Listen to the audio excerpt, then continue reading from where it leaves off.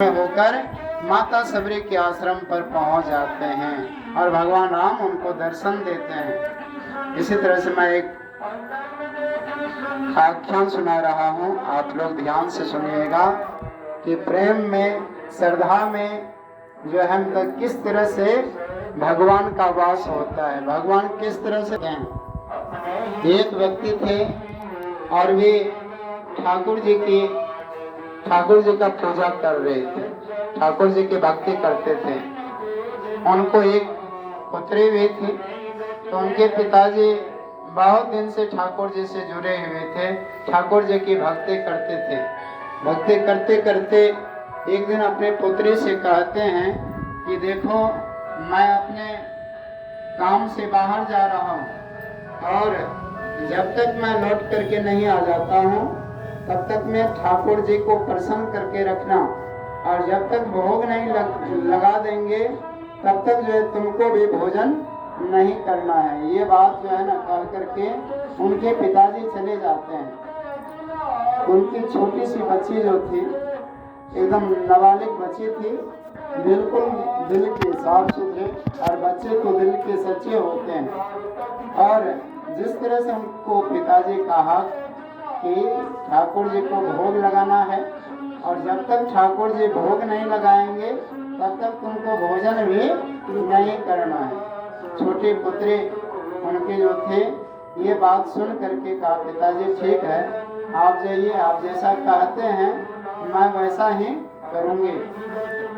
बस वो लड़की क्या करती है, पिताजी के आदेशानुसार बस सुबह सुबह का स्नान कर लेना, स्नान करके थाल में जो है प्रसाद लेकर के जाना ठाकुर जी के पास और वहाँ पूजा पाठ करना, और जब तक ठाकुर जी भोग नहीं लगा लेते हैं तब तक तुमको भी जो है भोजन ग्रहण नहीं करना है, प्रसाद को ग्रहण नहीं करना है। वह छोटी बच्चे वैसे ही मतलब जाते हैं, सुबह सुबह स्नान किए और ठाकुर जी के पास थाल में प्रसाद सजा करके लेकर के चले गए ठाकुर जी के पास। जैसे वहां ले गए तो आप भोग लगा ही नहीं रहे।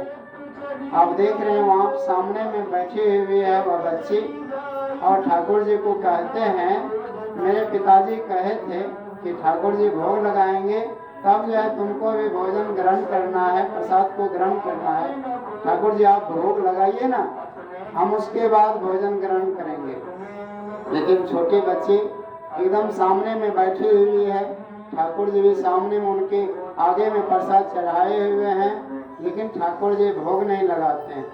बस एक बार कहते हैं, दो बार कहते हैं, तीन बार कहते हैं, ठाकुर बाबा आप भोग लगाइए ना, भोग लगाइए ना, प्रेम से कह रहे हैं, प्रेम से कह रहे हैं, लेकिन भोग नहीं लगाते हैं। वह छोटे बच्चे क्या करते हैं, लगता है उनके मन में हो गया कि हम यदि सामने में है ना, इसलिए ठाकुर जी को जो है मतलब लज्जा आती है, शर्म आती है, इसलिए हम जो है नुका जाते हैं, छिप जाते हैं, तब जो है ठाकुर जी भोग लगाएंगे। बस जाते हैं, दरवाजा था, दरवाजा के पीछे चले गए और वहाँ छिप करके देखते हैं कि भोग लगाना शुरू किए कि नहीं किए। बस छोटे बच्चे देख रहे हैं, छिप करके देख रहे हैं और आवाज भी दे रहे हैं, अब लगाइए ना, अब लगाइए ना, अब तो हम आगे में नहीं हैं, हम छिपे हुए हैं, हम आपके सामने में नहीं हैं, अब तो भोग लगाइए। एक दो बार कहते हैं, तीन बार कहते हैं, ठाकुर जी भोग लगाइए ना, बड़े प्रेम से कहते हैं। जैसे ये कहते हैं कि ठाकुर जी भोग लगाना शुरू कर देते हैं। ठाकुर जी जैसे भोग लगाते हैं, खा भी रहे हैं, एकदम हंस भी रहे हैं, मुस्कुरा भी रहे हैं। उधर से आते हैं, वह बच्ची बड़ी खुश हो गई कि वास्तव में आप महान हैं, हम तुझको भी, हम साधारण को भी आप दर्शन देकर के सच में आप भोग लगा दे, अब मैं भी भोग लगाऊंगी। बस थोड़ी देर के बाद वह भी भोजन करने लगते हैं। बस ऐसा किया, सब दिन ऐसा ही करते थे। सब दिन ठाकुर जी भोग लगाते थे, अपने हाथों से खाते थे और उनको देखते थे।